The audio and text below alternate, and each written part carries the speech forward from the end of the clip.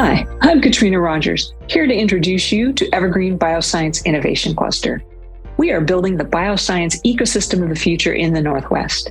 Many people in our multi-state region of Washington, Montana, Idaho, and Oregon are working hard to discover and develop new medicines and medical devices. Their journey is full of milestones, many relying on contract services for capital efficiency.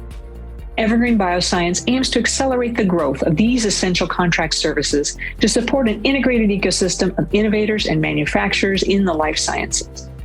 Our regional clusters face three main challenges: identifying projects with industry support, developing funding for projects and operations, and increasing the regional talent pool for our respective industries.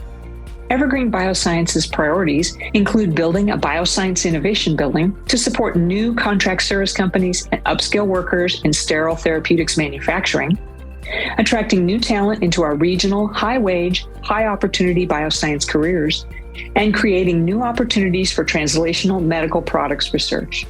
TCI membership allows me to collaborate with other cluster leaders and managers, sharing solutions and solving problems.